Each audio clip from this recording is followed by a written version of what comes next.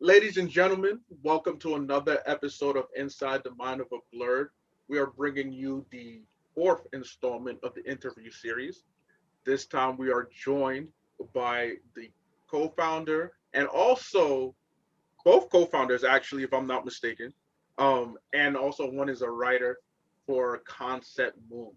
Uh, Look, I'm excited. You already know who I am, first of all. I'm not going to introduce myself. I'm excited. I'm joined here with my peers, Scuba and Steve.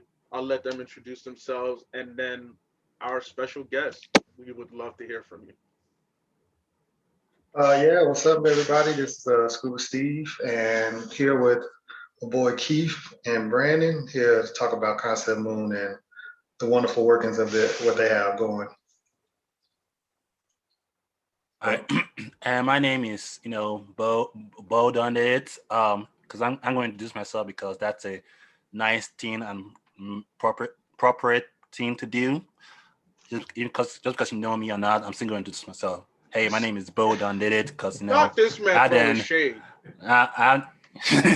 my name is Bo done did it. I done a lot of things here and there because I'm doing things big and small. So I'm here to for the interviewing of the Concept Moon. I'd like to get to know who they are and what they do, because I like this kind of interview things.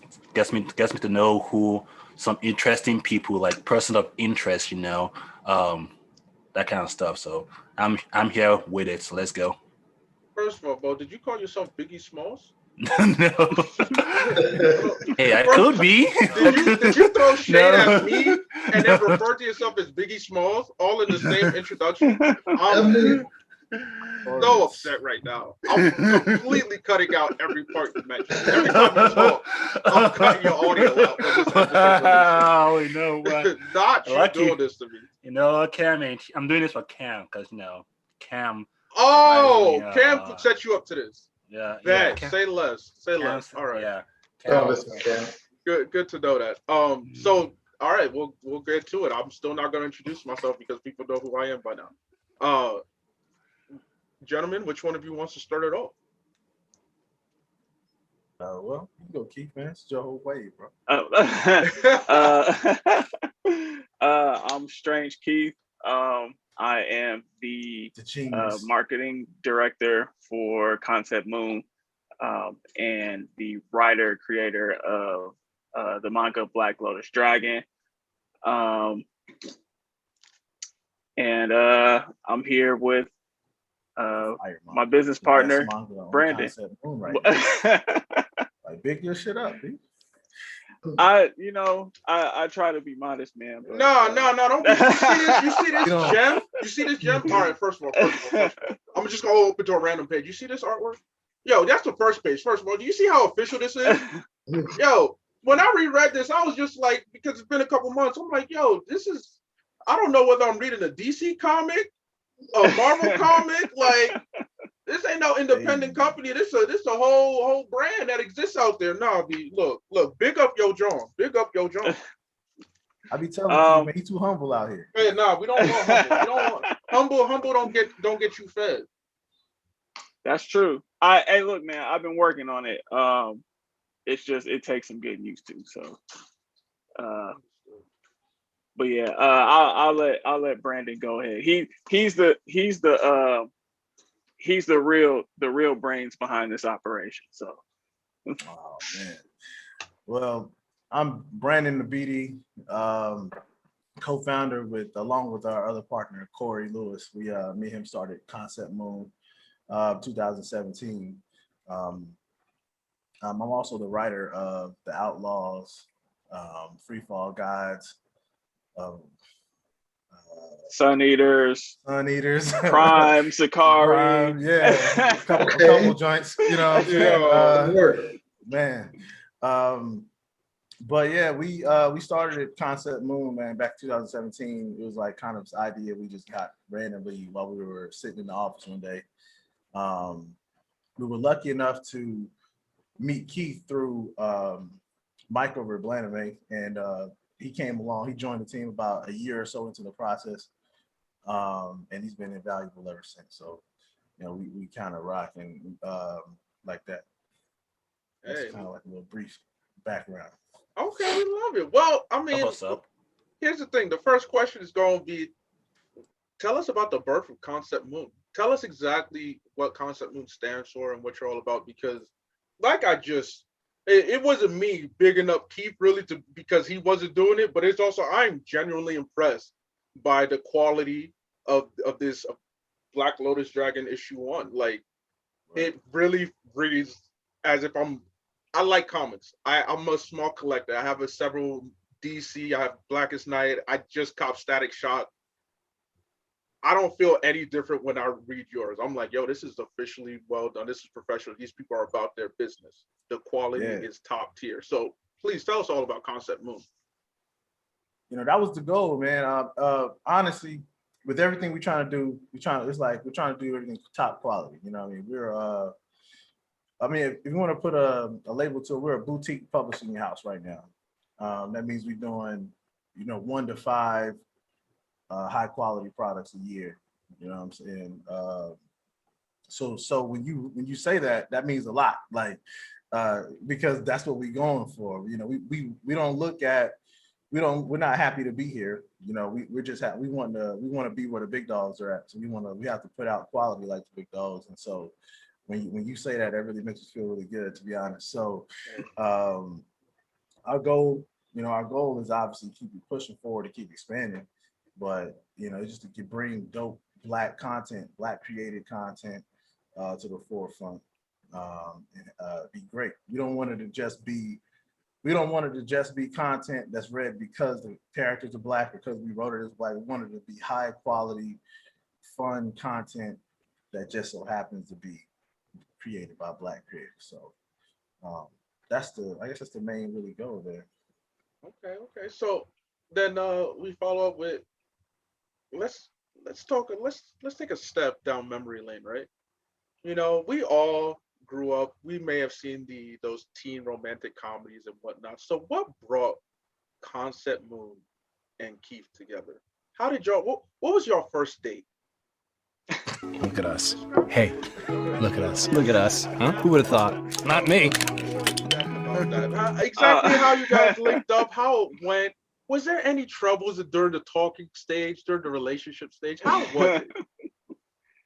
Yeah, you take that one, Keith. So, so I actually I found Concept Moon through Blaname podcast. Brandon had went on Blaname and done an interview with them, and at the time I had been planning on starting my own manga magazine, and I was like kind of trying to put things together myself, trying to find artists, trying to find other writers, because I wanted to do like a Shonen Jump, but with Black creators.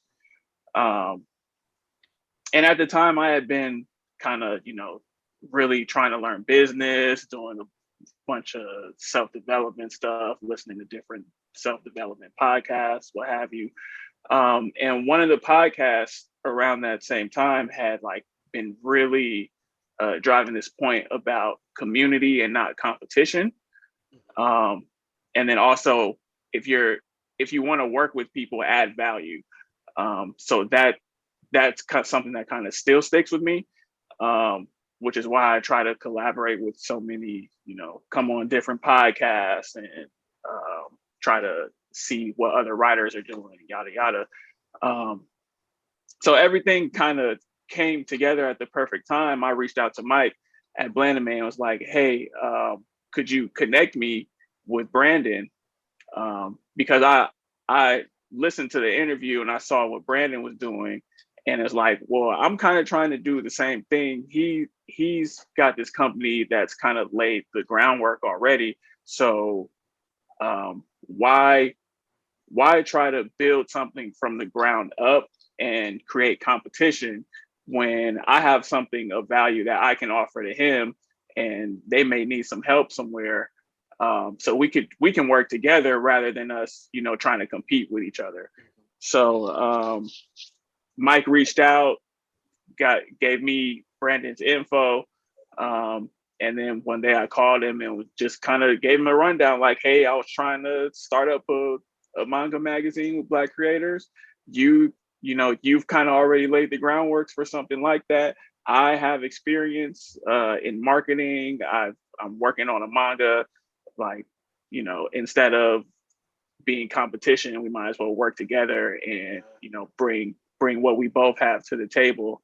And he was like, that's fine with me. That takes some weight off of my shoulders because I've been trying to do all of this, with just me and Corey. So yeah, and then from then on, it's been history, and we've been working together and trying to grow this baby into, we want to grow this into a Shueisha or a Marvel DC. We want to be up there with the big dogs. Yes, sir. Yes, sir. Love that. Love that. I like that cohesiveness and like just y'all trying to come together instead of competing with each other, and you know what I'm saying, making it like a competition thing. I love that. Like that's something that I like to do too. I like to bring people together. So I literally fuck with that. That shit is dope. Man, and like Keith said, man, like everything, the timing of it was like perfect. I really can't even really put into words how, like, at that particular time, with everything we were doing, everything we was trying to do, like he came along at just like the right time, and then we just kind of like everything just like synced up perfectly, and like ever since then we just kind of took off. Like, so like his impact was noticed immediately upon joining the team, and felt to this day. Like I don't like, yeah, it just came at the right time. So I'm a big believer in manifestation, as far as like build, putting that into the air, believing what you believe, knowing what you're trying to build, and the people that you're trying to build with are going to come to you. And so it was definitely divine. That was like some divine manifestation right there. So that was dope. We love it. That's dope. That's really good. So as a result, now that we know your origin story, I should have just called it an origin story. I don't know why I went the other route. I don't know why. I should tell it. Hey, it make for good content though. It's like, hey, Make it sound romantic. we talk about comics and all that stuff. You would have said origins, like tell us your origin story. Instead, you said like a relationship. Like, what is? I apologize. I do apologize. Okay. But okay. So now here, Keith, tell us about what you're doing with Concept Move, both as a professional and also as a creative, and especially with the creative part. This is your chance to big up your series and to really talk about it. So give us details that you could share that won't violate any NDAs, because I don't want to get taken off the web because we leaked the secret. All right, Brandon, you got me. I don't mean to leak information. Don't be hitting me with copyright now. Lawyers on standby, man. Oh no! Steve, get our lawyers ready. Do we have lawyers? Steve, we need lawyers. That's you, ain't you in law? You're a lawyer, No, Dave. Ain't you a lawyer? I ain't You saying need a that. lawyer. No, I'm not. Where y'all get that from? No, we need a lawyer ASAP. Man, well, man, where to start? So I started writing my first manga in 2017. And I wrote it as a TV script because I wanted it to be an anime. And I was kind of like learning the business of how do you get an anime made. And I figured out that, well, like 90% of anime start with a manga. So it's like, okay, well, let me do a manga then. And then, when the creative juices kind of start going, they don't stop. So I had the idea for my first one, and then I got an idea for another one, and an idea for another one. And Black Lotus, yeah, and Black Lotus Dragon was actually my, I think my third or fourth manga idea, but I wanted to get that one produced first, just because the timing for that felt right. Like we already don't see a whole lot of black main characters in manga. And then you for sure don't really see Black women as the main characters. So it's like, well, this is kind of a perfect opportunity. And sorry if y'all hear my dog like squealing in the background. I got him in the crate because he likes to come and be climbing on me and get in the way and stuff. So That's why. Yo, your dog he's is kinda trying to having be a a fit star. right now. I'm not saying. That's why I had stood up a minute ago. I said, I know that ain't my dog. Your dog is where the money resides. That's where your dog is. So if he wants to pull up in the interview too, we can ask him some questions as well. It's up to you. It's up to you. Yeah, he's having a fit right now because he doesn't want to be in the crate. But he'll be all over the place and distracting me. So I just got him there for right now. He's still a baby, so I don't know if any of y'all have puppies, but they are a handful. Yeah. But yeah, so I felt like Black Lotus Dragon, the timing was like perfect. And then as far as the business stuff, for Concept Moon, I'm at least currently the only one that's in the States, boots on the ground. So Brandon handles pretty much all of the operation stuff. And then I'm over here looking for opportunities to grow the brand and get more eyes on the brand. So like right now I'm putting together a plan to get us into some comic stores, which you kind of, our audience is here for the most part, so me being here is kind of crucial to our growth. Like huge.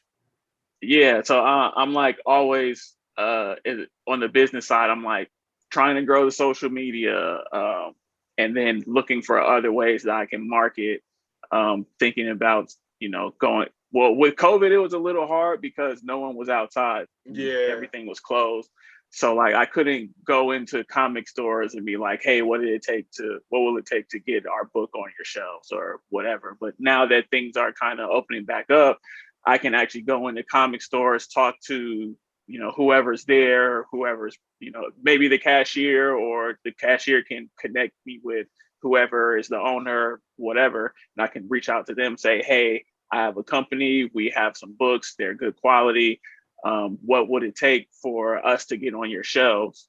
And then also, since things are opening back up, we can do cons and events. Like tomorrow's Juneteenth, and I'm going to be at a pop-up market, with selling books, and during COVID we couldn't do that. So now right now the focus is kind of just looking for opportunities for growth, and figuring out more ways to maximize the amount of eyes that see us. All right, fair. So I got a question, like with the time zones and everything, because I know you said on the other side, how's that working out? Because I know right now you over here in the Middle East, so it's what, 12:30? Yeah. So man, let me tell you, it takes a lot of coordination.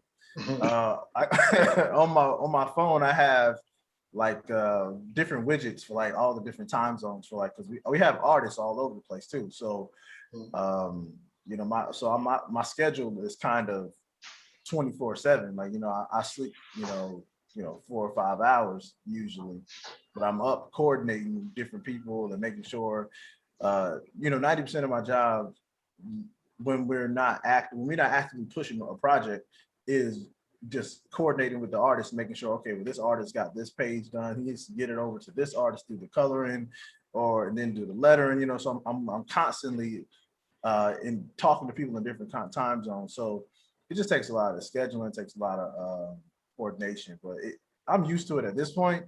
But when I had to do what Keith is doing and doing like the overseeing the production, that was like driving me crazy. You know what I mean? Then I was like getting like 2 hours of sleep trying to think of post to post and where to post them, and like, you know what I mean? So when Keith came on and was like, yeah, I'll take over the social media, the majority of the social media stuff, that was just like, yes, thank you. Like, you know what I mean? So, and so, yeah, the time zone, it just takes, the schedule is crazy. So, yeah. I think me and Keith are 10 hours apart, I think. Other business partners 3 hours behind me. Yeah. But you know what I mean? So it's like, then we got another guy. So we got a fourth partner too. His name's Riga. He's in Nigeria. So hey, Naija. Yeah. So we all over the place already. So like, yeah, I got so many different time zones on my phone. I just constantly just scroll through them to make sure like what time it is in the right place and whatnot. So all right, I have to say this real quick. Just because hearing you guys talking, just hearing how expansive and how far-reaching Concept Moon is, y'all sounding a lot like, some of these corporations and the comics that we love to read and whatnot. Is y'all not trying to trying to take over the world? Is that what y'all doing? Oh yeah. Oh yeah. All right. Hey, I'm just letting y'all know, like, I'm on y'all side.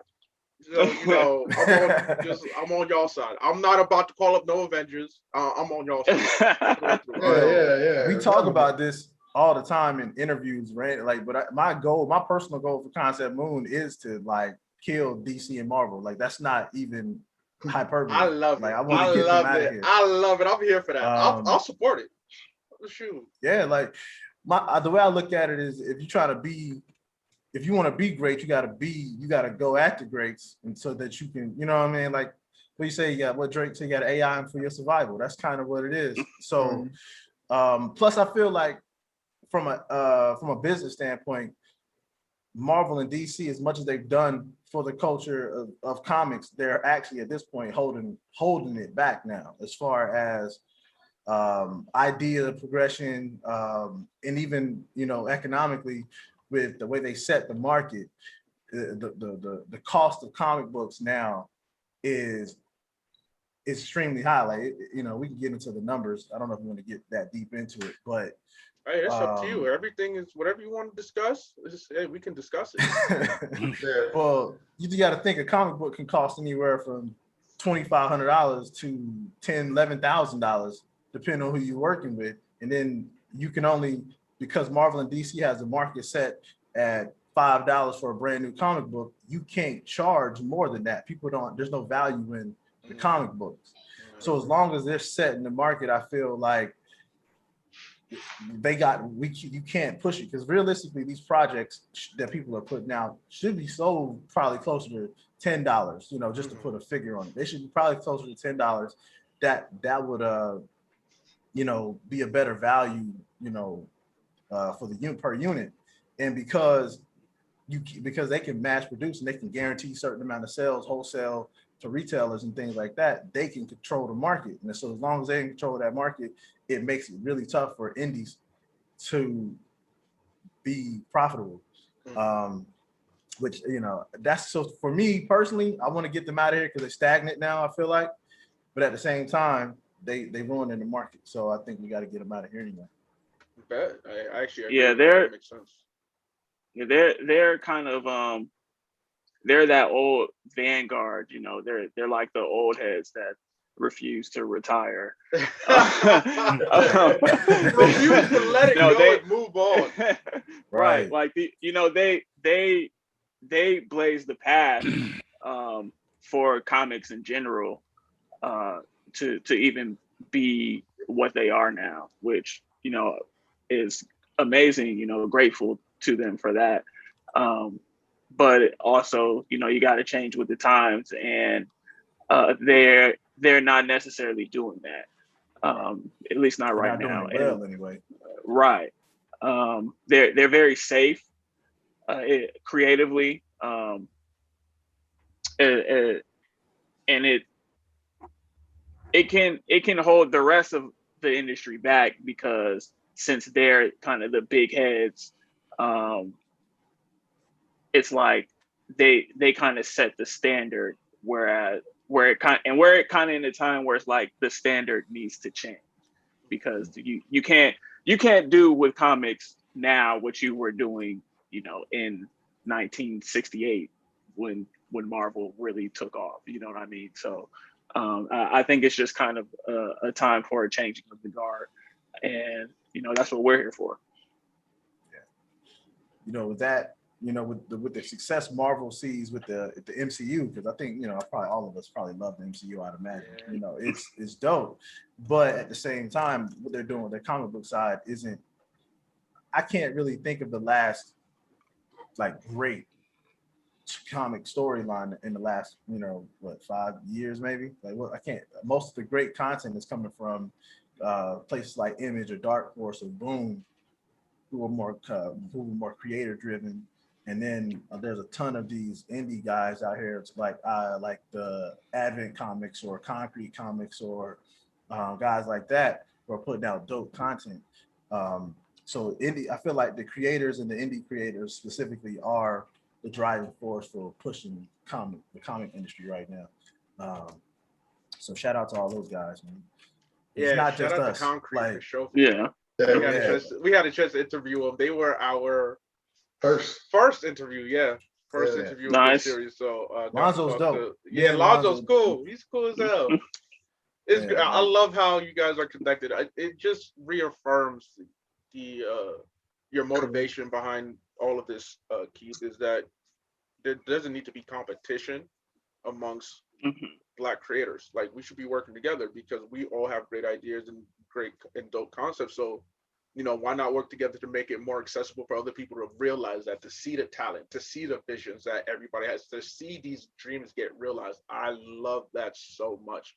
And just hearing you guys talk just further solidifies that vision in my head for me. It makes me so excited for what you guys have in the future, for sure. Yeah, man, we out here. Yeah, it's way too much, and we can't alienate each other. We're all trying to make it.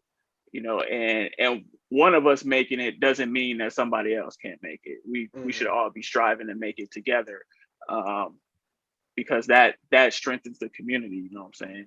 If we can all put each other up, then everyone can reach back down and bring somebody else up. So I think the real something that's like imperative to the community growing is everyone kind of helping each other out, not being afraid to help each other. If Concrete does well, that doesn't mean Concept Boom can't do well. Right. You know what I'm saying? So I think it means the opposite. Anytime I see Concrete or one of these guys like Tyler Martin, who just did the antagonist, when you see them do 10, 20K on Kickstarter, that pushes us forward. As Black, especially as Black content creators. Anytime one of them does great numbers like that, it makes it a lot easier and makes it a little bit more accessible for the next person to come behind them to do good numbers. Because the indie comic community isn't huge. We all kind of run into each other. We all know each other. So yeah, like Keith said, there's no competition amongst us. It's just like, hey, I'm gonna push you. Like, if anything, you know what I'm saying? I'm going at you. It's like going at somebody in practice. We're gonna get better together. So yeah, we stand out. We love that. But was there any questions that you probably have for a group? Yes. So I was actually peeping some of your comics that you guys recently have, the Myth Avengers, the Mega Woman. It's actually pretty dope. So my question was, since you guys said that you're going to try and get more into like the store, are you guys planning on like making like a promotional video to like get more like social people in the social media to look at it? Because I know Keith said we're gonna take over the social media stuff. So I'm wondering if you guys are gonna have like a promotional video or sort to like promote you guys comics. Because I actually dig your comics just from skimming through what you guys have, and yeah, drawings and that artwork was pretty dope. It actually makes me want to buy pretty much all of them just from looking at it, just to read them all. So I just want to see, So I want to see you guys how you guys going to attack the social media concept, use like the promotional video or that kind of stuff. Just kind of curious about how you guys going to do that. Yeah, so we do have a couple things, a couple different videos that we're planning on putting together. I'm likely before the end of the year. while I'm down at DreamCon, I'm actually planning on shooting us a little commercial. Since I'll have Blandame there, who's our brand ambassadors. Essentially, they're like our top brand ambassador right now. And then obviously I'll be there. Brandon will also be at DreamCon. So since we'll all be together, it's like, well, we might as well bring our Concept Moon gear. I have a background in film. I do cinematography. That's like my career outside of this. Nice. So the plan is, since we'll all be together, to shoot a little commercial or something. We have a guy that can edit it. Shout out to Nate. So yeah, we definitely have some promotional videos that we're kind of conceptualizing right now. And you guys will definitely be seeing a few of those. Okay, for sure. Because I would like to see your videos on how that's that. Because I like how you guys are Black-owned comic indie type of comics, and I like how you guys are coming together as one, not the competition. You guys ain't trying to like make profit out of each other, but just trying to be together to like make one huge like success out of it. Because I like to see that grow in the community and see how it strives. Because like I said, there's no need for competition. Because if it's competition, you're not really like trying to like pull your best out there. It's just at that point, it's just about money. So that's why I was just asking. Yeah, actually that's actually good. The other thing I do have is that how you guys come up with these ideas for your comments, because I was wondering how you guys come into that. Is it like each one of you like takes like a drawer in a can or something that says like, oh, let's like put ideas in a can and see who does this like for like 1 month or something like that? Because because I'm like trying to figure out how that works, because you guys are like what like 4 guys in your whole group or something like that, or more than that. Oh, they got way more. They got a whole army. Oh, really? Okay. Yeah, they got an army. Okay. So yeah. Yes. Oh, hold on. Okay. I didn't mean to spoil. They had an army. I didn't say nothing. That was all right. I have no affiliation of what he just said. Well, y'all keep distancing yourself from me so you're safe. Okay, all right. I see how they do me. Ain't no loyalty. I need y'all to teach them about loyalty. I would appreciate that so much. Yeah, that's it. But yeah, that's good to know. Yeah, I just want to know how you guys come up with like, it's like how that works out. You guys like take like part of like writing your own story and then publish it like that, or you guys come together and like work on the story together? Well, I say it's a little bit of both. So I'm pretty much the editor in chief, at Concept Moon. But I also send my projects to Keith and Corey to edit my projects when I'm writing stuff. And I think we have times where we sit and we collectively kind of brainstorm stuff, but for the most part, we're kind of independent. I know Keith came with like 10, 20 ideas already in the truck. So, and so when he joined up, we already had most of our ideas rolling as far as just the in development kind of stuff.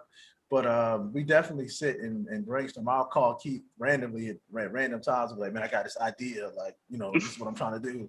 And he'd be like, that don't make no sense, B. Like, just in case, what I mean?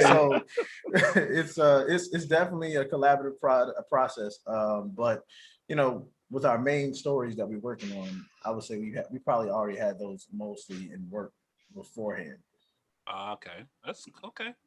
That's cool. I like that because like I do that shit to Abe all the time. Like I'll call Abe and I know that motherfucker be looking at the phone like I know this nigga not calling me. And I'll be like, hey man, I got an idea. He'd be like, well, what's up, man? I can hear the smoke exhale out of it. It doesn't help that I normally don't like talking on the phone. It's like, yo, you can text me. You know. Yeah. But this man is just gonna call me. It doesn't matter what time. I'm just like, oh. Yeah. You can get more. You can get Warn more me phone first. calls. You can get more out through a phone call. So I'll be like, let me call him real quick. I Yeah. know you be looking at the phone. That's what I'll be on. I'm like, I ain't got time to be texting 100 times. I'm gonna give you all of this info dump right now. Yeah. You get off the phone in 10 minutes and be done. Come Right. on. But yeah, man, I'm the same way. I feel you on that. Where you, and then like the same way where you was all like, keep us all like that don't make sense. They do the same thing. You need that in your corner just in case you thinking that you got this great idea and then somebody be like, hey, because you don't want a bunch of yes men in your corner. You know what I'm saying? So Abe has hit me with some of that shit. How about we work on that a little bit more? Because I'm more so like on a whim, like, all right, this is the idea, let's roll with it. And Abe be like, you don't want to work on that? You don't want to That's me. That's definitely me. I'm ready to jump off. When I get the idea, I'm ready to roll right now. Like in the tank. I'm the same way, bro. I'm the same way. Yeah. See, I have those moments, and then I'm like, I'm very calculated, so it's like it'll hit me, and I'll be like, okay, hold on, let's slow down. Yo, let's develop. Me and you are here, dog. We here, dog. We here, dog. Hey, that's what it is to be a chief, though, Brandon. You know what I'm saying? I'm with you. You just gotta go. Like, ain't no perfect. Ain't no perfect scenario. But you just gotta make it work. Like, no, there's no. But at least let's try to fine tune it a little bit. Make sure that there's a higher chance of success. You know, I will come out with an update every month. The iOS 2.0, 2.1, 2.1, and we edit it as we go, man. Yo, Keith, I completely understand. I completely understand you. I'm with you, man. Yeah, I think that's why me and Brandon work so well together too. It's because he'll have the idea and he's like, hit it hard and fast with the ideas. I'm the one that's like, all right, let's slow down. Let's think this through. Because he doesn't have bad ideas. He's yet to have a bad idea to me. Like all his ideas are very good. Sometimes they just may need a little bit more like expansion or development, you know what I'm saying? But the ideas at the foundation are always good. It just, sometimes it's like, let's develop this a little bit more. I'll come out there with my hair all crazy with the science eye, like, you know what I mean? Like, yo, this is how we can do it. Oh my goodness. I love it. I love it. I can definitely see it. Oh, easily. So, the question, well, first of all, Brandon, you had revealed that you also are a writer of several of the series under the label. You can't come here and tell Keith to big up himself and you just go slip that on because I do want to hear more about Outlaws. Yeah, sir. Let's hear about the other titles that you talking involved about in. the description of Outlaws on Blaname one time, and I was like, Outlaws sound fire as fuck. So the artwork looked great. I've seen the artwork that you guys have posted on Twitter and social media, and I'm like, yo, Outlaws look like, ooh, I definitely want that. So yeah, Outlaws is my favorite besides Black Lotus Dragon. Okay. Oh, you wearing the shirt? I didn't even realize. You know what right. I love the Outlaws, man. So the original idea that was actually based on me and my family, my wife and kids, and kind of like it was just like, what would happen if the whole family just had powers? And that was kind of my original idea for it. Which obviously is kind of built on it, went a different direction. But basically, the concept is one of the family members works for this agency that is hunting and experimenting on superpower people. And he doesn't know that the rest. So the main character, Bo, he doesn't know that his wife and his kids have powers, but he works for this corporation, whatever. And so there's an incident that happens in the first book, which leads Cast into capturing all of them. And so from that point, it's all about them breaking out of their control and then going on the run. So not only are they a powered Black family, they're on the run, and they're kind of working through those issues of, kind of figuring out like, okay, you have these powers, you have those powers. Like, why didn't you tell me you had those powers? Like, what are we going like? But and they're working that internal struggle out while at the same time on the run from the government. So it's going to be a really dope story. I'm excited to get it out to everybody. Love it, love it, love it. So when are we gonna? Can you give us a specific date, or no, I'm asking for too much? Well, number one's available now. Yeah. Obviously, number two will be out probably maybe summer next year. Okay. All right. It's already written. It's done. We gonna have to roll. We just gotta do the rollout for it. Okay, bet. Okay, cool. Hey, Keith, Black Lotus Dragon number 2. You can't leave me with like. I forgot how upset I was with you, and I've been meaning to tweet at you and be like pick a bone, but I decided let me wait until I actually interview you so I can put this out there on audio for everybody to see. It's like, yo, first of all, the way you began the story, just bam, off rip. I was like, oh, he ain't pulling no punches. And the way you ended it, I'm like, I got so many questions. I know it's only issue 1. I should be patient, but I need issue 2 ASAP, or I'm going to set fire to something. Yeah, man. Yeah. So the goal for chapter 1 was exactly kind of the experience you had. That's what I was going for. It's like, okay, this is the first chapter, and I need for the audience to get invested in the story right now. So I need something that's going to hit them hard at the very beginning as soon as they start reading. And then I need something that's going to hit them hard at the end of the story, that's going to make them want chapter 2. So thank you for saying that, because that lets me know that I seem to have done that successfully. You weren't the only one that was mad about that, by the way. I remember I called Keith immediately after I read the script. Like, hey, what is going on here? What's happening? Yeah, like we was, no spoilers, because y'all should go and purchase Black Lotus Dragon for sure, and also get your copy of Outlaws.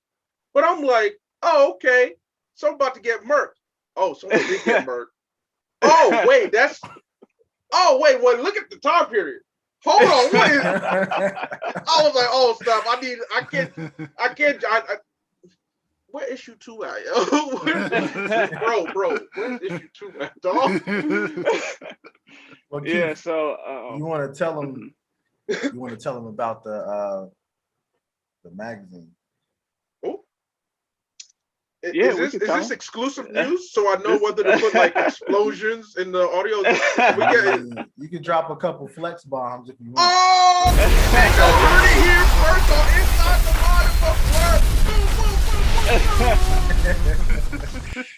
Mind. Yeah. So the magazine. Well, so we are. So like I said, when I came to Concept Moon, I had been working on putting together a manga magazine that had Black centric stories in it.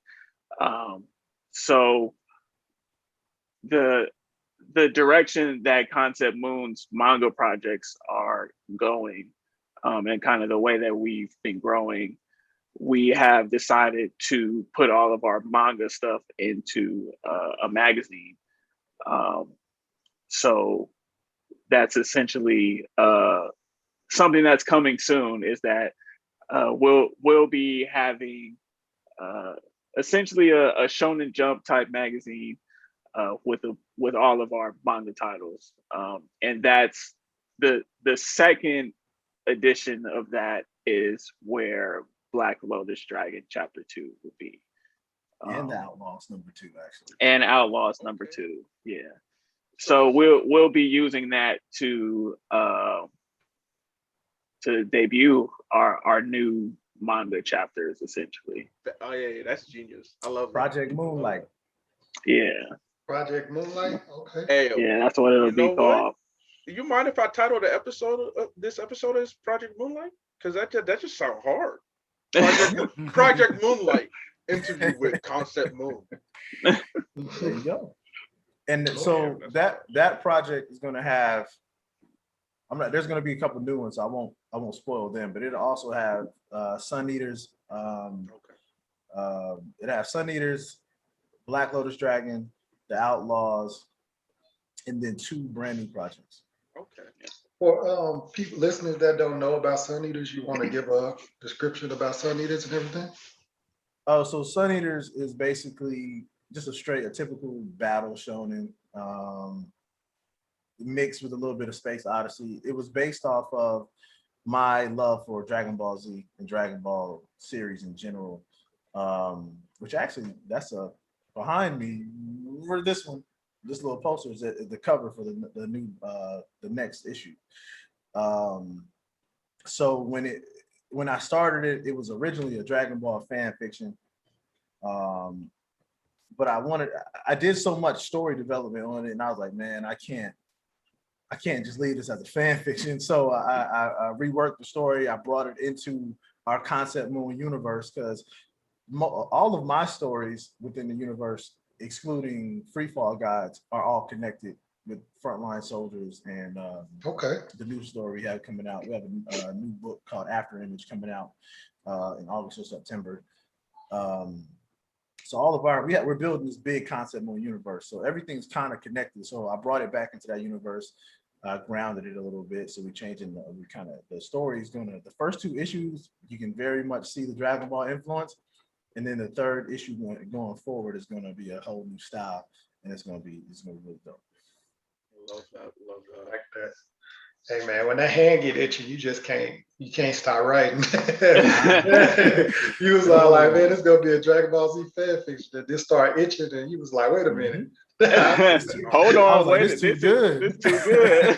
It's too good to say for y'all. Make this whole thing. Because I don't know about you guys, but I'm a huge Dragon Ball fan. So from like going all the way back to the OG series to going to Dragon Ball Super now, even though Great thing we don't have Alpha on this episode. Yeah, Alpha. I was about to say the same thing. Yeah, because Cam would have been like, "Yeah, I'm a Dragon Ball fan," and then Alpha would have been like, "No." Alpha would be don't like, rock with Dragon Ball at all. He's he's anti-Toriyama. No, he likes Dragon his Ball. critiques are legit though. I mean, the storytelling is subpar, which is what made me much to be desired. Yeah, which is what made me want to do the fan fiction in the first place. You know what I mean? That makes sense. But I still love the series. I can't not love it though. It was the first thing I got introduced to anime on, so that's always gonna have a special place for me. That and Ronin Warriors, that whole Toonami lineup. Well, in that case, since you opened the door to anime, well, what are your top 5 favorite animes, Brandon and Keith? I already know one of Keith's top 5. We talked about it. I mean, I guess I'll go first because I kind of always have my top 5 on hand. So my number one is my number one is Yu Yu Hakusho. 2 and 3 flip flop, but they always stay 2 and 3. The order switches. But 2 and 3 are Hunter x Hunter and Devilman Crybaby. Go. And then 4 is Ace of Diamond. And 5 I kind of have a 3-way tie. It's like a 3-way rotating door. So it's usually either quintessential quintuplets, Attack on Titan now, or Food Wars. Okay. Attack on Titan. The last season was great though. I can't shit on the last season, the first season though. So, and these are just our favorites, not like what we think are the best, right? No, your favorites. We want your personal favorites. Favorites. So that's a little easier then. So Black Lagoon, number 1, that's my favorite. Nice. I like Fate Stay Night, Unlimited Blade Works, Moribito, Guardian of the Border Spirit, Dragon Ball, obviously.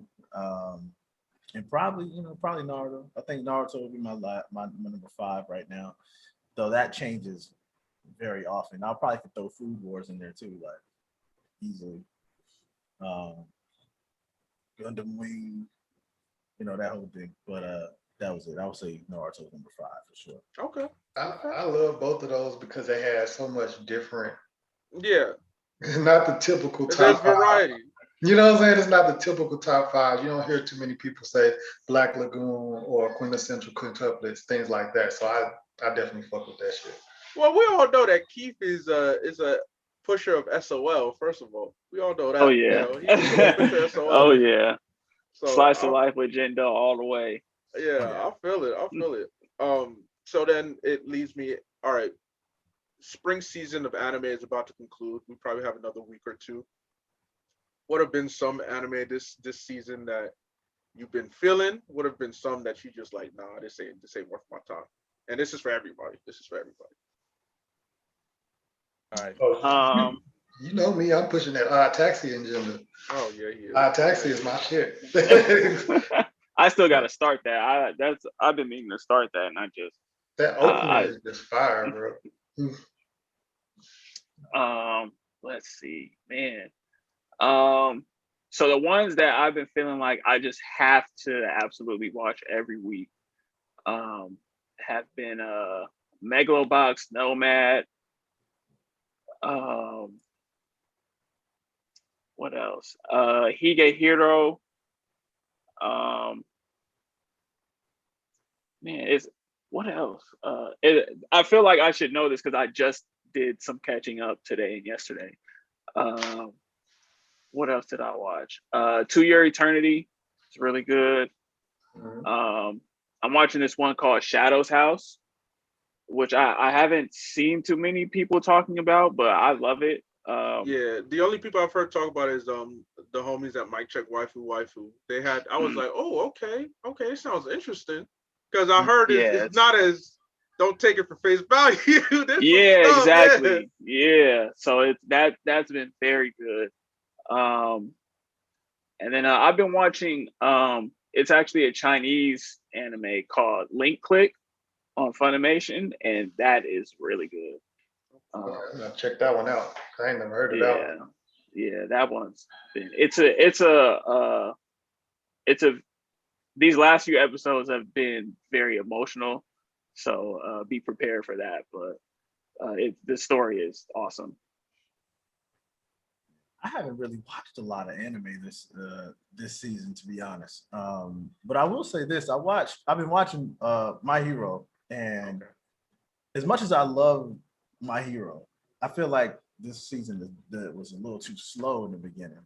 Um, that's probably my only critique I can actually make because that's the only one I've really watched. I've read like the whole manga and everything, and the where they ended the last season and where they started this season, I think it was a little too slow. I feel like they should have ended last season with this act, you know what I mean? But or the beginning of this season, it would have been a little bit better. But yeah, I've been watching a lot of cartoons lately. Honestly, I've been watching DuckTales, like stuff like that. Hey, big up, So, big up. so I can't really talk about this season's manga like Keith can, but yeah, shout out DuckTales on Disney Plus for getting through these. Hey, Yeah. we rock with it. Bo, Steve, would have been some of your favorite and least favorites of this spring season. Yeah. I would say definitely one of my favorites that I look forward to watching every week is Food Drive, the Ultimate Next Gen is eventually the last one. Uh, I enjoy watching that because that guy's it's kind of like Sword Art Online, but everything is basically like real, and all your skills that you have to learn is all based in real life. So I'm like, damn, that's cheaty. And then the fact that your game your game console gets destroyed when you die in the game. I'm like, shit, that's even more cheaty. I'm like, damn, that's what like, nah, I ain't playing that game ever. Yeah, that game that anime is so good. It has a lot of action in it and a lot of like crazy shit that just goes on and be like, what the fuck is going on? Like, this is some crazy shit. And the other one that I watch all the time is Combatants Will Be Dispatched. I watched that religiously every week because it's like the success of Konosuba. And if you're a fan of Konosuba, I don't see why you will not like this because it's like the best thing to watch ever, like full on comedy. Because as soon as Combat Agent Combat 6 came up in there, and he was like, he actually was like, he just came up front and it's like he wasn't hiding anything. Like I don't give a shit about you guys. Like, and then he talked about one of the ladies that's in red. It's like the only reason I like you is because your body. I'm like, I'm like, dude, what? Okay. Yeah, but yeah, it's all funny. It's all comedy. If you like Konosuba, I like definitely say you should watch that if you're trying to get the laugh off. So, but yeah, Konosuba and that. One of the anime that I just watched for interest is the can't remember what it's called. It's called something about I took in a teenage girl. I got rejected, so I shaved and took in a Oh, teenage girl. Higehiro. Yeah. Yeah, I watched Yeah, that. that that's John that Flame. gas. Yeah, that John Flame. Yeah. Like that, yeah, that last episode got me like, who, like, hold on, man, what's going to happen next? Right.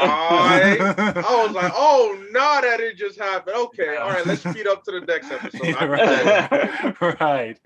And then the other one with the salary salesman guy who like has a crush on a high school girl. I'm like, well, I just watch it just to see where this is going to end up. I'm like, well, I mean, they ain't too far in age apart. Maybe when she graduates, it'll feel more okay for me to be like, yeah, okay, I guess this is okay to be to like, But then again, I understand how he's where he's coming from because he's like one of those guys who's just like, I'm like a handsome guy who like gets the chick every night, and I found my one and true love, so something like that. Because I don't understand how that kind of happened in real life, because you might know where a true love might appear, even though it might kind of seem inappropriate in some ways. But anyway, but yeah, those are all things that I watched, and 86 and 7 Nights. Oh, That's yeah, another one. this is good too.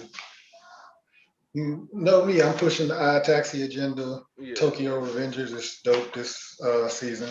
And I forgot to say Tokyo Revengers, but that Yeah. is actually probably my favorite of the season right now. Because Tokyo I that actually watched the first two episodes of that I think yesterday, day before yesterday. So I'm really about to like lock in. Oh, y'all in for a treat. I'm Yeah. caught up on. I read the manga before the show dropped because people were like, "Oh, Tokyo Revengers coming out." I'm like, "Oh, it has a manga." I was like, "How many chapters?" I'm like, "Oh, they almost 200." Yeah, let me watch that before the show. Y'all in for a treat. Y'all in. man, Y'all in that for show a has treat. they've hit every week. There has not been Yeah. one bad episode. It's look. Even now, it's just I still feel like I'm starting a series in terms of the same emotions I felt at the beginning. I'm still feeling 200 plus chapters later. Yeah, it's gonna be something special.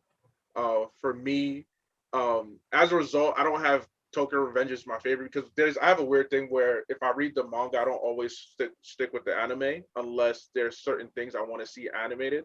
So, not saying that Tokyo Revengers isn't one of the best out this season, but it's for me out of what I'm watching. Burning Comedy is my favorite. It's my favorite one. I love Burning Comedy. I love everything about it. The sports.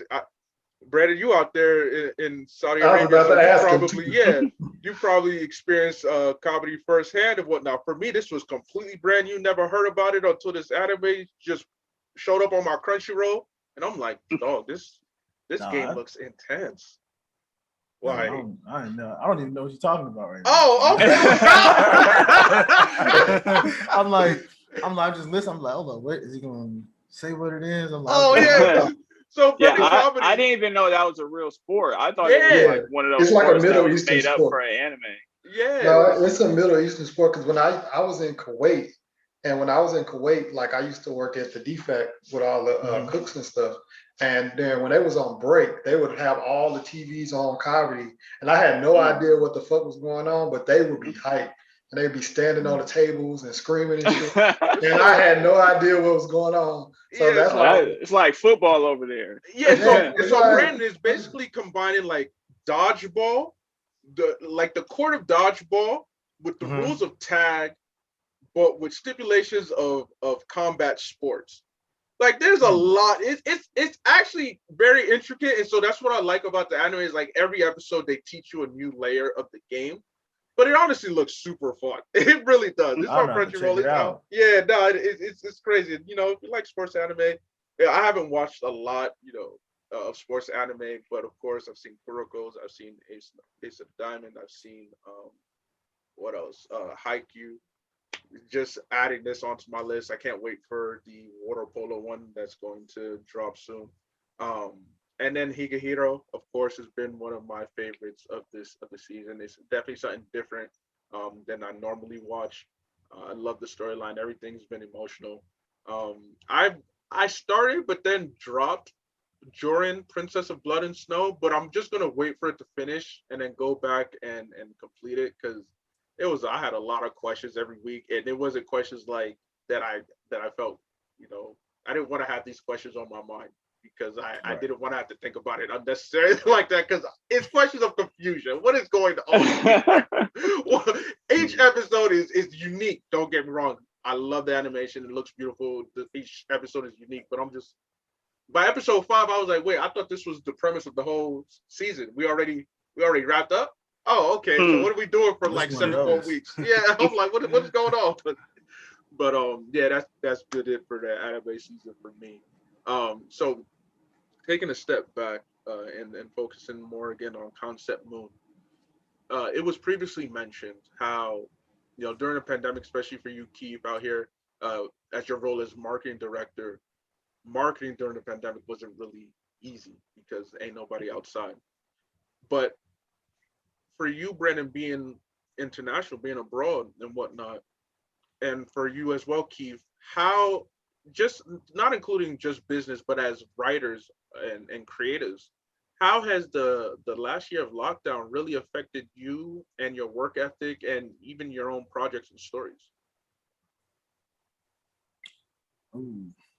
Well, for me, because just the nature of my job, I really didn't lock down. Like we was, it kept everything kept rolling. And so where I would say it affected me most is where it came to like decompression and like kind of just being able to go and do the things that you need to do to kind of keep your mind and your body together. You know what I mean? Um, and so that was probably where it hit me the hardest, which slowed down a lot of my writing process because I'm like, I gotta get, I don't know about anybody else, but I like to work out, I like to exercise, and I like to go get massages. You know what I mean? Like as like a thing I do, it's how I reset everything. And when they shut everything down, I couldn't hit the gym no more.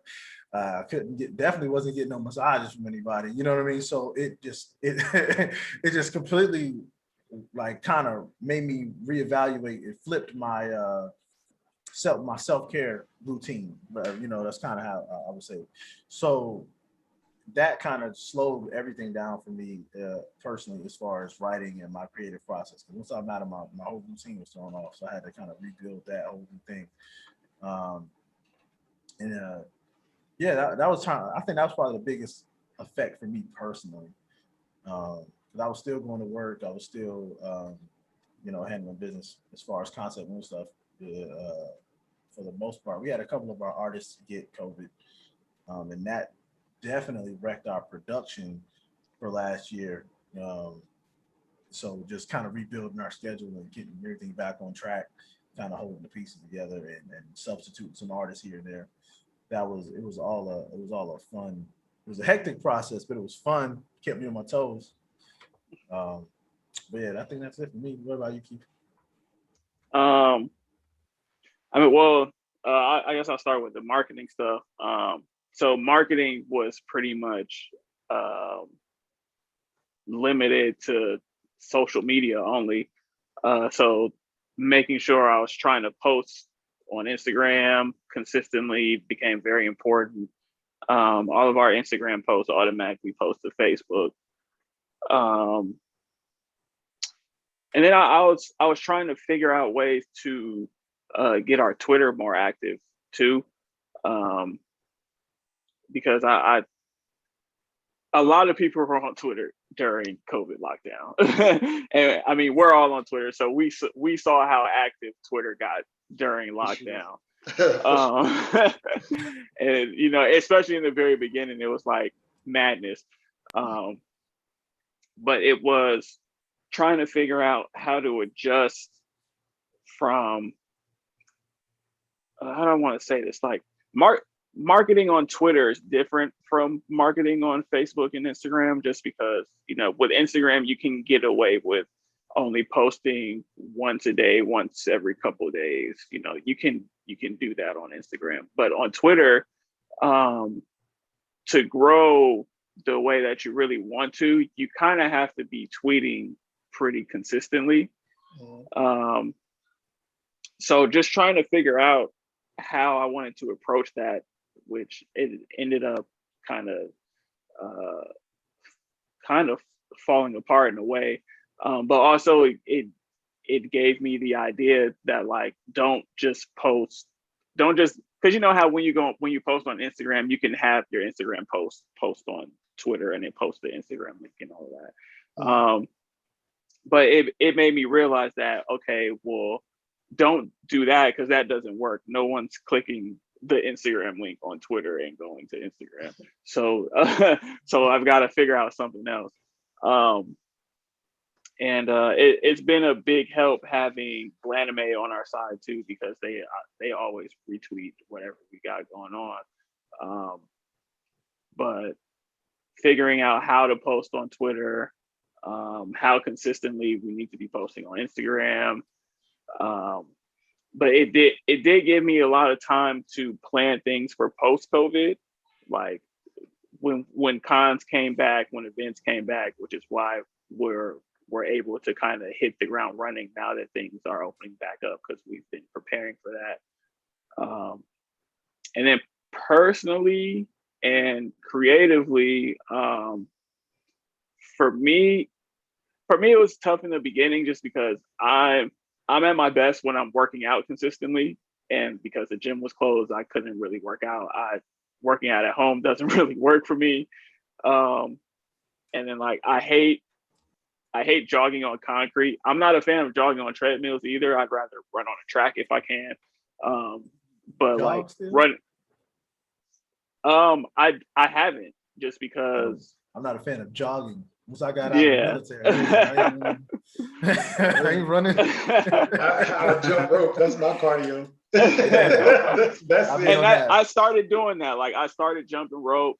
But like, usually my cardio would be playing basketball, and I would go to the gym to play basketball to get my cardio in, and then lift weights or whatever. And I would jog on the treadmill as a warm up, which I'd prefer running on a track to a treadmill, but I prefer a treadmill to jogging around the block. You know what I'm saying? So with the gym closed and home workouts or jogging around the block, whatever, being the only options, I kind of stopped working out. So I kind of had to adjust to not necessarily being at my best like how I was used to, but I still needed to be, have things going. So I started jumping rope, which has helped. And I have had a good amount of ideas come out of just, sitting at home. Like, sitting at home during lockdown gave a lot of time to think. So I had a lot of things to think through, but it definitely was an adjustment, and I'm still kind of adjusting, but I'm hoping that soon I'll be able to get back to something close to pre-COVID, how I was, since the gym's open again, and I can finally go and start working out again, because I'm so out of shape. I hate being out of shape, and I just know that it's weird, because working out helps my thoughts. So I think better when I've been working out consistently. So being able to get back to the gym, I think is going to really help me be able to really make great leaps. Yeah, the mind starts to wander when you got time alone and by yourself, and then your own thoughts. Yeah. You start questioning, you start having a conversation with thought and start thinking more wisely. I'm like, why the fuck am I still working this job, man? Like, God damn, man. I'm like, my boss is shitty and stuff. I'm still working here. What the fuck am I doing, man? I should be doing great things in my life. That kind of shit. I mean, fortunately, makes he's you not hate thinking stuff. that way about Brandon, though. Brandon, you're a great boss. I can imagine. I imagine you're a great boss. You're a great person to work under. We're not insinuating anything over here. All right, he got shooters. I ain't trying to. Mine too. Nah, like Keith, me and Keith have some. I think we've had probably one or two awkward conversations, but there was really more of me just not having my whole like thought together when I called him or whatever, or he called me. I ain't gonna speak for Keith, but I think the communication flow between he and I is pretty good. Like I don't have any. It's very good.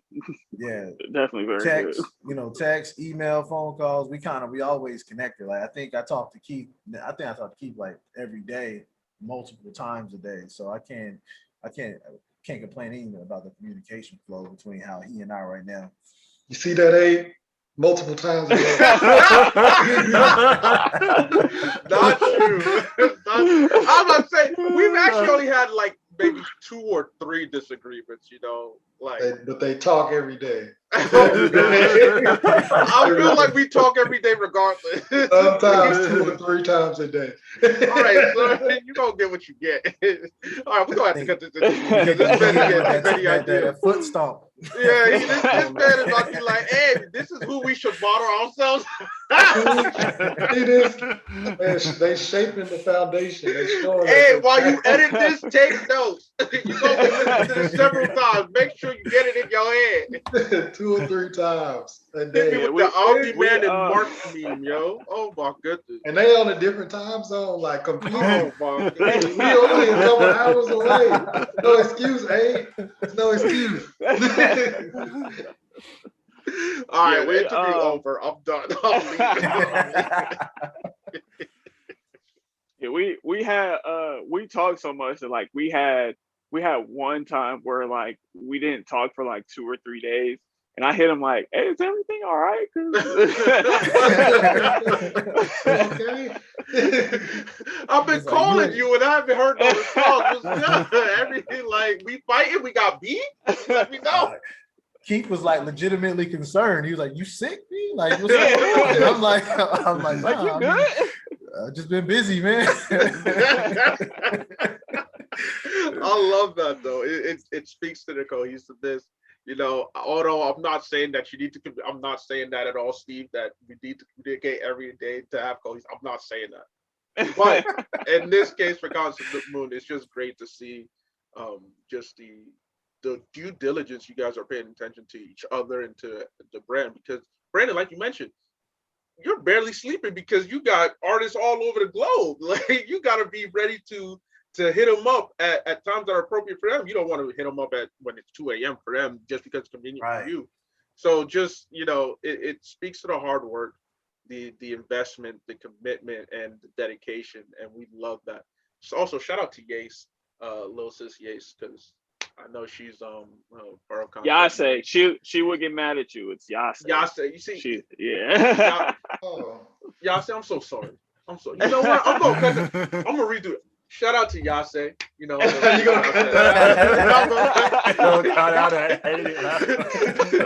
Y'all keep ruining my. Shout out to Yase. Love you, appreciate you. Shout out to you on Concept Moon. It's again, you guys are multinational. You guys are Shield or Hydra or whatever you want to go with. You guys are similar to them, just hands everywhere, and that's so impressive, so dope.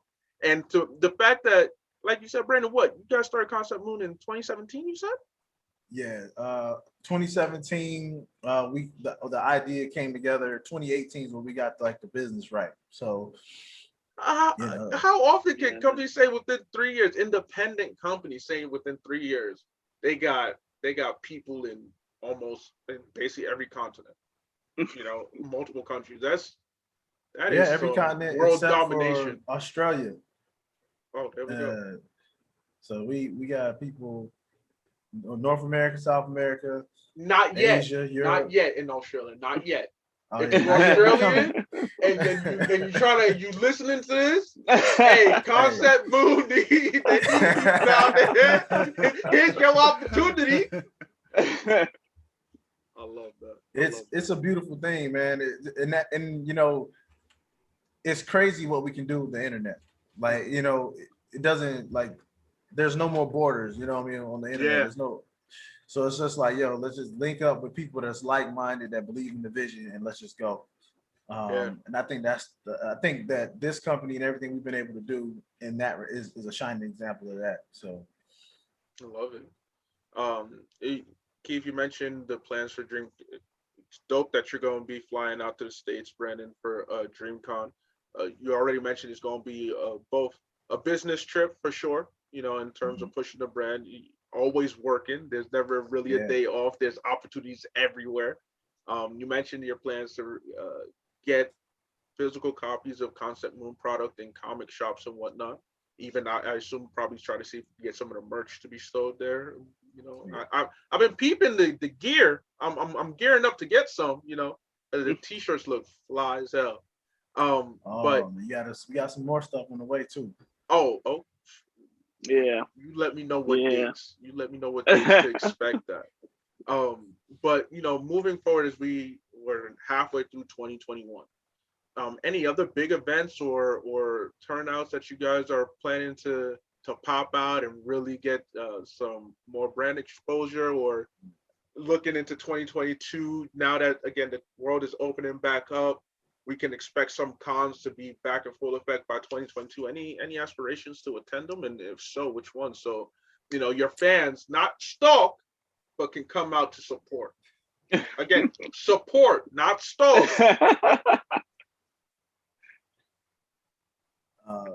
Keith, you want to take that one? Yeah, so DreamCon, obviously. I would actually, I need to actually check on when the dates for this are, but I would love to do Dragon Con in Atlanta and Blurred Con, and I think that's in Baltimore or DC. But after DreamCon, nothing's set in stone, at least not right now, just because since things are kind of just starting to open up, we didn't know how quickly things were going to open up and like how things were going to go after COVID. So like when DreamCon hit, we were like, okay, let's just take the chance on DreamCon, at least for right now. Because pre-COVID, we had like a whole kind of con tour lined up. Yeah. And then COVID put a stop on all of that. So we've kind of like just been playing it by ear to see how things are going. Like I said, DreamCon, for once we saw that, we were like, okay, let's jump on it. But right now we're kind of like scoping things out, see how things are going to go. Some cons are kind of still trying to get things rolling. I know a lot of the bigger ones are still waiting till next year. So I'll keep an eye out for like smaller ones and see, what we can hit if I need to travel, what's happening locally here in LA. And really, since I'm in LA, which luckily is like a huge kind of hub, like a very, very big city. So there's always going to be things going on in LA. So I always keep an eye out for what's going on locally. And then as far as travel, we're still going to keep an eye out and see how things are going, see what other states are doing, if they're still, doing COVID protocols, or what have you. And like even with DreamCon, for me, with DreamCon, it was like, okay, they're limiting the audience. Everyone's got to wear a mask, blah, blah, blah. They're still, even though it's a con, they're still kind of trying to adhere to COVID protocol. So that's kind of what made me was like, okay, I can do that. Because I've still been kind of skeptical about being back outside. So when I'm out, I'm still masked up for the most part. So yeah, right now we're playing it by ear, but we definitely will be hitting some events once we kind of see how things are going. we've also had a couple conversations about maybe trying to travel to some other cities and do like some pop-ups, potentially. Even with, you know, because even with some of these festivals, they still haven't they're limiting their guests or those who are able to have booths. So it's like we can figure out a way to kind of come from outside the box. Like we can just show up and do like a little pop-up with some local creators there, something like that. So we're still trying to figure out some new ways to kind of introduce us to some new faces. You know what I mean? So, but we'll be outside more. As Keith said, once everything gets more comfortable, he gets more comfortable traveling, and because what we don't want to do is have Keith go somewhere and get sick or get put in a bad situation. So we want to make sure that he's good and he's comfortable anywhere we be going. Okay, bet. Well, I'm excited for all of that. Really excited for all of that. As we begin to close, before we get to the really last words, there is a question wanted to ask all of you. Just completely random. Top 5 albums, personal top 5 albums. Yeah, I just you know I just felt like tossing a curveball in there. Top 5 albums. Yeah. Ooh, okay. I go first if you don't mind. Yeah. You say I need a second. Hold up. Top 5 albums. Ooh, number 1 probably Stillmatic for me. Stillmatic. Number 2, Me Against the World. Which I'm gonna try to not name the same artist. Okay. So yeah, Me Against the World.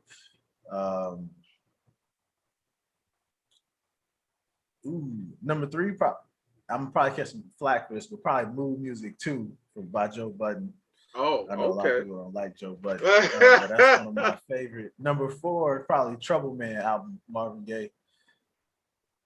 And then number 5, I don't know, man, 8701. That's like a weird mix of albums. But those are my. You didn't say a certain genre, so it's for you personal top 5. That speaks to you. You know, that's what we appreciate, because I'm not trying to have debate about what's the greatest top 5. Like, I want to know what people's We can personal have top 5 that conversation. Oh yeah, I'm good off that. That's a heated conversation. Who's next? Oh shit. I'm gonna go Black Album. I'm gonna go B by Common. I don't know if you guys fuck with that. Oh man, I'm mad I didn't pick that one now. Yeah. Food and Liquor. Lupe. Forest Hill Drive, J. Cole. And I'll go Section 80, Kendrick Lamar. That'll be my 5. Now we start throwing R&B and stuff in there. We can. You know what I mean? I didn't limit the genre, so it's up. Yeah. I was already thinking hip hop. Once he said 8701, I wanted to change it, but I was like, dang, it's already my turn, so I gotta just go with what I had. That's a strong list, though. Like I rock with all those. I can rap all them albums front to back. Yeah, man. That Common album is so slept on, man. A lot of people don't rock with Common the way I think they should. Common and Black Thought is like 2 of my favorite, most slept on artists, bro. Oh yeah. You can make a case Black Thought's greatest rapper of all time. Yeah, facts. So slept on, bro. So slept on. That's fair. For me, Flesh of My Flesh, Blood of My Blood by the late great DMX, one of my favorite. When Disaster Strikes by Busta. That was my first actual hip hop rap album that I owned. Funny story, my parents had 2 copies of it in that huge ass stereo. You know, back in the 90s, everybody had that filler. First of all, they had 2 copies of When Disaster Strikes by Busta Rhymes. Never opened. Just chilling there. And then I'm like, so when that album came out, it was what, 99, around that era, right? So it's like, It's like O2 for me. I'm like, oh, what is this? Never open. All right, let me listen to it. And I'm like, oh, this is Buster. Okay, I'm rocking. And I Changed start your singing. They're life. like, why are you cussing? Music. Why are you listening to that music? I mean, it was in the. Y'all own these CDs. Okay, it's not my fault. This is yours. Right. So that's my second favorite. That's one of my top five. Then Kissland by The Weeknd. I'm a huge Weeknd stan. I love The Weeknd. Um, as a result, definitely have to include. I cheat with this one. I include the His Story album by Michael Jackson because it's a double disc and it has a Yeah. lot of my favorite songs on there, including Ghost. Ghost by MJ is definitely one of my favorites. So that's four. And then five is five may catch me a little flat. The Isla album by Kevin Gates, one of my favorite albums. It came out around my birthday in 2015, 2014, I believe. Truly loved it. I still listen to it front and back. And because I asked the question, I'm going to add in a sixth one. These are in no particular order. Born Sinner by J. Cole. That is, out of all of J. Cole's projects, that's my favorite one. That's number one. Man, I love y'all repping North Carolina where I'm Hey from. man, get mad at boy. Hey, J. Cole, my favorite artist right now. I can't lie. I didn't want to put a Cole album in mine because I'd be biased, you know. What Nah, I mean? nah. Born Sinner is honestly front to back. With the off season after it came out, people were like, all right, what do people rank off season? A lot of people had it in like their top three, and then people were saying that for them, number one was Forest Hill Drive usually, and I was like, nah, for me it's Born Sinner. Yeah, Because Born Center my number two, so I ain't mad at that at all. Yeah, it's like you can So listen do y'all to not it. count Friday Night Lights, or how do y'all rank? Do you count mixtapes? Yeah, that's what I'm wondering. When we had this conversation, I didn't count the mixtapes. I was just talking about the albums. When you include mixtape, Friday Night Lights is top two. Like that one, you got to put there top two. Mine would be Yours Truly or Truly Yours. Yeah, that whole little the mini, EP little thing. EP joints. Yeah. Oh yeah. Can I holler at you? It's my joint, bro. It was Yeah. good, but so I gave myself a 6-1. None of you can do 6. I can only do Bo and Keith, y'all got your top 5 left. Yeah. So I would say my number 5. I would go with Hybrid Theory by Linkin Park. Only because of the song in the end, because I'll be having my moments with that song whenever like I be trying so hard and then something just fell and then that song just pops up in my head. I'll be like, I tried so hard, I'm so far. I'm going to that song. And then my number 4 would be, I would say Scorpion by Drake. Really? Yes. Yeah. Album number 4. Number 3 is Astro Ward, Travis Scott. Let's see. My number 2, I can't remember what number 2 was. The DMX song. And then I think it was the album was called, and then there was X. Oh, and then there was X, yeah. And then my top 1 is Because It's the Internet by Childish Gambino. Okay. Yeah.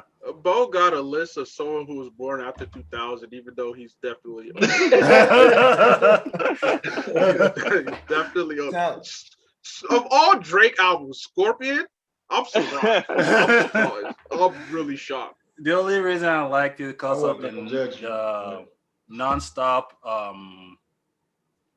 the music video, and the other one with I can't remember what it's called. But yeah, those were one of my top ones for that song. I don't pick the newer one, but I like, you know what, the new one. There's only like one song I like about that one, but like that's about it. So, but yeah, I like Scorpion. Denzel Curry, like based on your like music taste, I think you would like Denzel Curry. Right. Denzel Curry's nice. I do dabble in him a little bit. I do like the music. All right, Keith, what you got for us? If you mention any Drake, I'm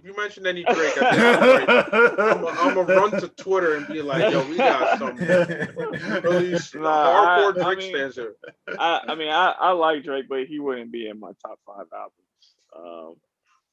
All right, so mine. These aren't in any particular order. Um, so I'm gonna go with My Beautiful Dark Twisted Fantasy by Kanye. Not bad. Yeah. I'm gonna go with Epiphany by T-Pain. That's one of my favorite albums all That's the time. one to buy you a drink. Yeah, Yeah. yeah. That I felt like that was, hey, even though he was huge in that era, I feel like that album is very slept on still. The singles were huge, and T-Pain as an artist was huge, but I feel like He had a that album stranglehold on doesn't. the industry. And Yeah, like but every I hit think that song had him. album doesn't get the love it deserves still, though, even though he was huge during that time.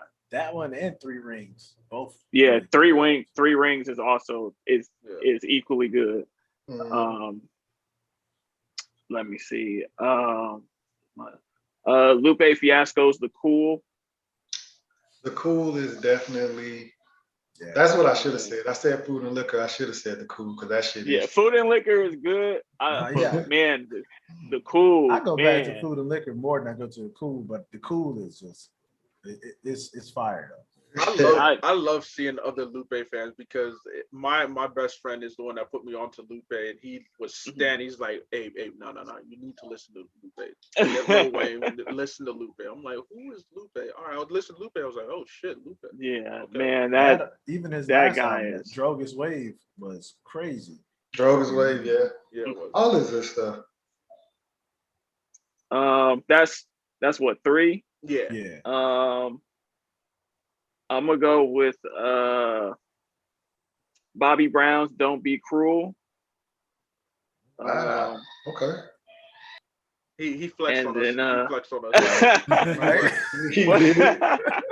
Well, I grew up on R&B, so like I wasn't even really allowed to listen to rap outside the radio until I was like 10, 11. So even though there's rap that I love now, I like 90s rap. I missed a lot of that, or I won't say I missed it, but I didn't get to it until I was older because my mom didn't listen to rap at all. My dad only listened to rap on the radio. So we here. Yeah. Like I understand. It wasn't until like middle of the 2000s that I started really listening to rap heavy because my parents were. I'm like, first of all, y'all owned a good number of them, so it's not my fault. Right, they owned them, but I couldn't. Yeah, it's like, all right, whatever. So I totally get you. I was late to the game, like, yeah, I get you. Yeah, I grew up on old school soul, R&B, that stuff. Which I would love to throw some of those albums in there, but I can't remember which songs are on which albums. So it's like let me for now at least let me just leave those out because I can't pinpoint which albums I need to say. And then last, can we count mixtapes? Can mixtapes count? Hey, yeah. All right, so last I'm gonna go with Trey Song's Anticipation 1 mixtape. Oh, damn. Oh, okay. That's probably one of if not my favorite. No. that would be the mixtape that would bring them though if I did, because that tape, man, was well, to me that's his best project that he's ever done to me. But that mixtape was like, it's good. It's an amazing mixtape, and then it also dropped at a time where, for me at least in my life at that time when it dropped, it's like, yeah, this is it. This is what I need for right now. So he was out there wooing and whining man, and dining. Look, man, that dropped my freshman year of college. So yeah, man, that it was a time when that dropped, it was a time. I'll just say that. Bad. Honestly, yo, I had a lot of fun today. Just getting to chat with you guys. Brandon, thank you also, all the way from Saudi Arabia. You taking the time to hop on here, knowing that it's after midnight for you. and again, it gets, you're always up, you're always working. Appreciate you definitely for coming through. So as we close, as we close, yeah, appreciate you. How can we reach you? Social media, so the fans know where to look, website, all of that jazz. First and foremost, conceptmoon.com, go there first, and that's it. Everything you need is there: books, merch, links to all of our affiliates like Blaname and Yamasi Technology, all these guys that we work with. You can find me on IG at Bigger Than Everybody Bobby, and on Twitter, I think my Twitter is just BD Disney, and then obviously at Concept Moon on Twitter, Instagram, all the social media. I think it's at Concept Moon. Concept Moon Studios on Facebook. Yeah. Definitely check out the website. We just redesigned everything. Brandon just redesigned everything, and it's very nice looking now. Well, it looked nice before, but it looks nice now. And then for me, Strange Keith CM on Instagram and Twitter. I also have my main page, which is Strange Keith on Twitter, but I'm trying to move everything to Strange Keith CM. So definitely follow that. I know which one to tweet to then from now on then. Yeah. Check out Keith's website too. He has a dope website. Keith, why are you not? Oh my god. Yo. And don't forget to talk about the Coca-Gene Awards that you threw, man. Right? Coca-Gene Awards this past year was great. It was the first one. Definitely going to be doing that again next year. I'm gonna be probably should make a Twitter page or something for that, so that we can do updates and stuff. I might do that once we get off the air. But yeah, definitely. I'm gonna definitely have to try to make sure I get the pull up for that one next time. Yeah. It was. I was just. Yeah, it was a fun time, man. It was fun. It was a fun time. I truly love the creativity of all the brands and podcasts that you had nominate, do the read the nominations, like Mike Check Waifu making a video and sending that in, and the work you guys did to incorporate it into the show and whatnot. I'm gonna ask then. I'm gonna ask now. Just want to let you know that Inside the Mind of a Blurred is interested to read out a nomination and announce a winner. Let us know. We'll definitely have you guys for next year. This past year, it was kind of like we tried to plan, and then everything ended up being last minute still anyway. So it was like it came together very well still, which is why I'm excited for next year that we can try to plan again, and then we'll see if the planning ends up working as it needs to. But we'll definitely have you guys on there next year. Because it for sure was a fun time, and the Coca-Gene Awards is like the sum of what I was talking about community. Like everyone from the community came and showed love, and we got some folks to present. Some people couldn't make it, obviously, but hopefully next year it'll be even bigger. For sure. Don't forget to plug your website too. So my website. You saw Brandon how he's gonna try to slip by that. He's gonna slip on. Oh my goodness. So my website is strangegeniusvision.com. That's where I have like my photography and cinematography work on there. That's where he got all his dope shit. Like, look.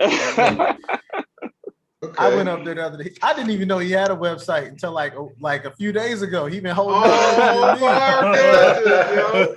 go on the website. The website clean. The website's put together super clean. He got a lot of dope content on there. Like, this man is talented. He was like Kanye saving his beat. Steve, you see? They communicate every day, but they still, sometimes stuff gets left out. No, man. He like Kanye. He was saving his beats. He was saving his beats. Right. I'm like, nah. But, Keith is super talented. Like, he has a lot of stuff going on. and he's super, super humble. So I gotta I gotta come at him and just make him say stuff sometimes. I'll just say it for him because like the dude, too, he's humble beyond belief. And so when you building with people like that don't got no ego, man, it's a beautiful thing, man. We just out here trying to, keep it going, keep it moving in a positive manner. It's all good energy. Yeah, man, I just be having so much going on that that I don't know. I never know which things to big up to certain people because some people are not into manga, so I try not to.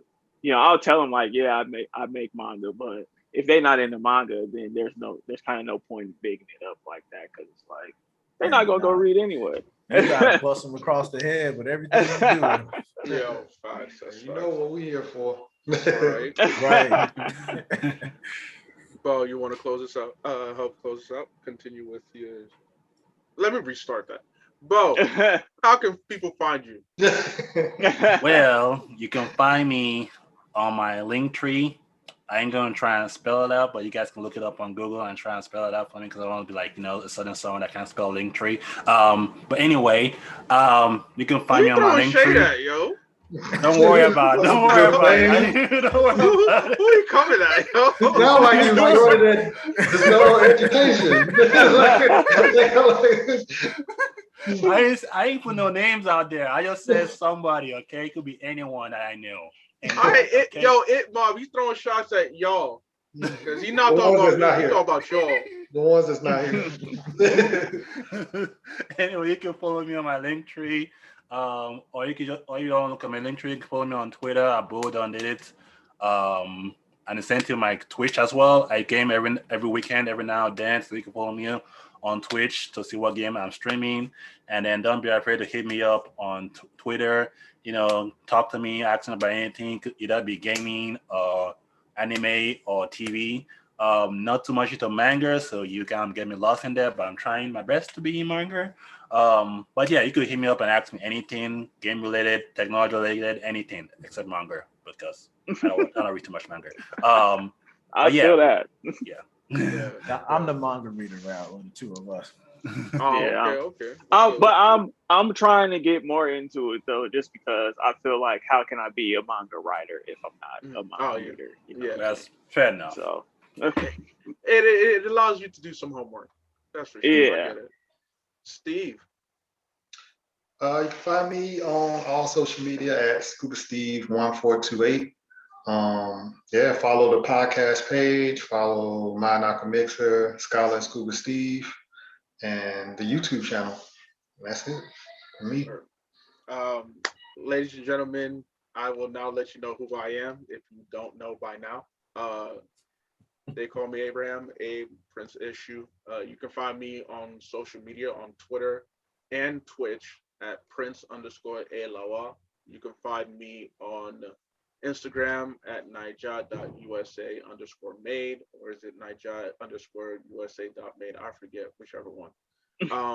I also have my own podcast, the Osa and Abe podcast, where we talk sports, culture, just about everything. New episodes drop on Sundays. Just made the Twitter account for Osa and Abe, so that's OSA_Abe podcast on Twitter. Doing a contest right now, a giveaway. So head over there. What else? Follow Inside the Mind of a Blurred for sure at the Blurred Mind Pod on Twitter, on Instagram. Steve runs the Instagram, I run the Twitter, so you want to converse with either one of us. Listen to Inside the Mind of a Blurred on Spotify, whatever streaming services you have, and visit the shop. We have a merch shop. The link will be in the podcast description when it drops. Head over there just to buy some Inside the Mind of a Blurred merch. As we continue to grow and prosper and expand, we'll only get bigger and better. So we appreciate all of you guys. Thank you, Keith and Brandon of Concept Moon, to make the time out for us. Thank you for coming along. Steve, Bo, thank you for joining me. I had a lot of fun tonight. Tonight, this morning. I don't know, depending on where everybody is. We all over the place. Legit, we're all over the place. So again, it means a lot, you guys, and